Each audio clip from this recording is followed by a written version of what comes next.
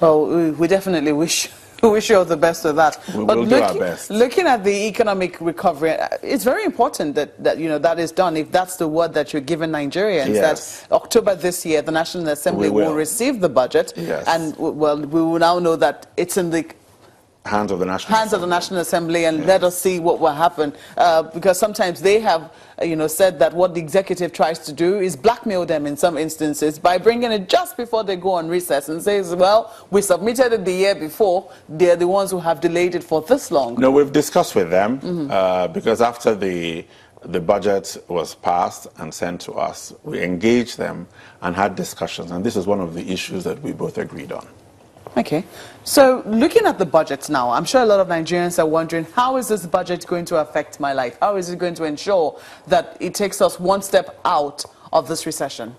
Well, basically, the thrust of the budget is actually to get us out of recession. And the way we're doing it is by spending. That is the way you get out of recession. So which is why we have 30% of the budget for capital. And of that capital, over 50% is for infrastructure. So we want to do roads, we want to do railway, we want to do power. All the things that will get contractors back to work, will get people working again, will stimulate the economy. And so that is basically the target of the budget. How is the private sector responding to the budget now that it's been signed? Well, it's only just been signed, so I think it's early days.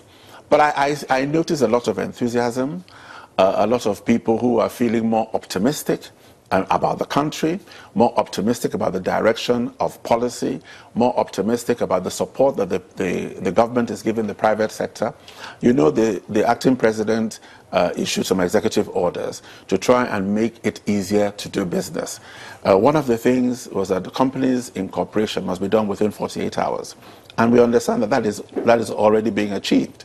And we're looking at things like visas, the little irritants, that business people want to go in and out of the country and, they don't have a smooth passage, they want to get visas and all that. We are addressing all those issues. We're also addressing issues at the ports, trying to make port clearance easier. We've given, the acting president gave instruction that in the main ports there must be 24-hour service.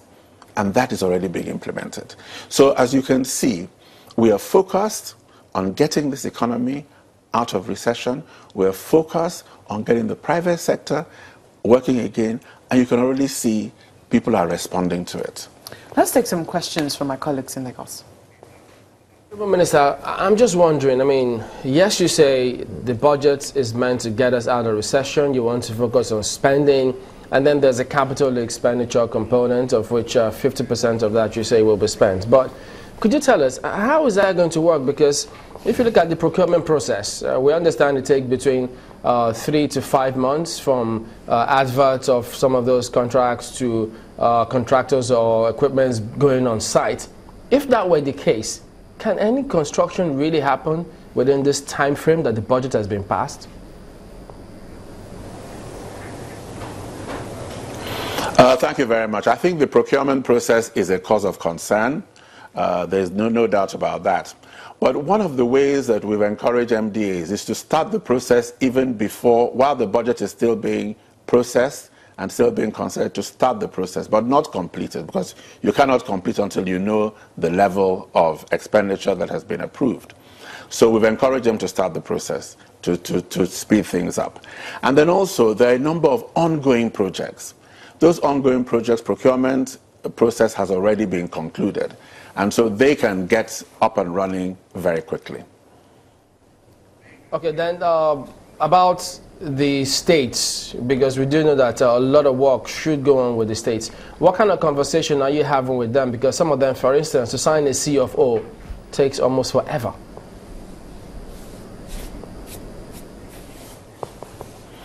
Yes, we have the Presidential Committee on the Ease of Doing Business, and we're looking at all those issues. And we've been having conversations and discussions with the state governors. Indeed, the Minister of Investments and Trade came at one of the National Economic Council meetings with all the state governors and took them through the requirements, the various things that we want to try and fast track and many of them are controlled at the state. For instance, you spoke about C of Os. So the state governors have promised to cooperate and to speed things up. So we're working together with the states. What about the stimulant that is perceived in this budget? Does this budget have the capacity to, for instance, encourage borrowing from the commercial banks to stimulate an even stronger private sector?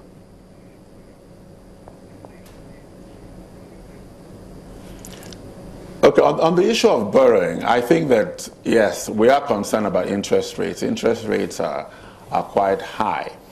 But what we're doing is basically at least trying to address the small and medium-scale enterprises, particularly in things like agriculture industry. So we're recapitalizing the Bank for Agriculture, and then you also have the Anchor Borrowing Program by the Central Bank. And basically, they are to deliver single interest rate loans to farmers and to small manufacturers and all that. So we are trying to address it. We know that bringing down interest rates across the board is challenging. That isn't solely in our hands. The Monetary Policy Committee also looks at these issues, but we're trying to work together to bring interest rates down over time. But in the short term, we're trying to address the small and medium-scale enterprises, agriculture, by having specialized institutions giving them facilities.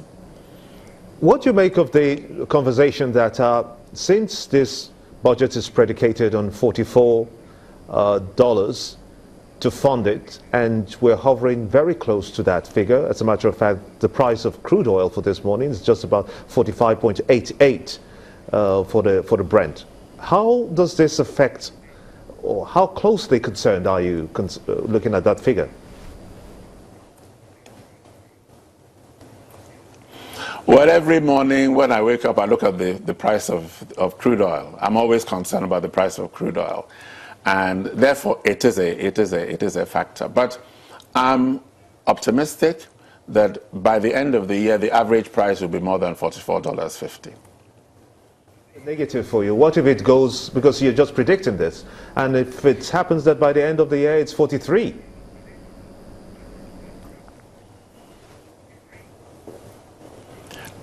Well, I mean, it is, the price of crude oil is what it is, and so we don't control it. So we work within whatever the price is. Basically, when you are projecting, you take all the factors into account. You get international and all other sources to look at what you consider the average price. We felt that the average price of $42 was fair, and that's why we set it. The National Assembly tweaked it a bit and made it $44.50. We work within it. For a lot of people, the question now is engagement. It's one thing for the federal government to plan, for the people, but it's another thing for the people to understand very clearly what is the plan of the government, and eventually when it is signed into law, what it is that people can expect. How do you think that the government, especially across all levels, can increase that engagement with the people, especially since the budget is about them and the impact it will have on their lives? Thank you very much. In fact, we are addressing that issue. The Director General of the Budget Office actually made a presentation. What they're trying to do, there's a website in which you can actually, an interactive platform. You can get onto the website to ask questions, check for information, you get answers. And in addition to that, we've also released a citizen's guide. This is the citizen's guide to this budget. So within a few days of the budget being passed into law, we produce this document, and it's available. It's also on the website. So a citizen's guide, in a very simple way, explaining to people exactly what this budget is all about, what there is in it for them, so that people who are interested and who wish to engage with the whole budget have it available. Maybe I should also add that even monitoring, we are encouraging the citizens to help us to monitor projects. So, for instance, if we say that there's a particular project in which we're releasing a particular amount of money for this road, if you see that nothing is happening in the road, take a photograph and send it to us. It helps us. So basically, we want everybody to be involved. This is a citizen's budget. It's a budget for all Nigerians. And unless all Nigerians are engaged in it, in fact, we need all Nigerians to be engaged in it for the success of the budget. Well, we have to thank you very much.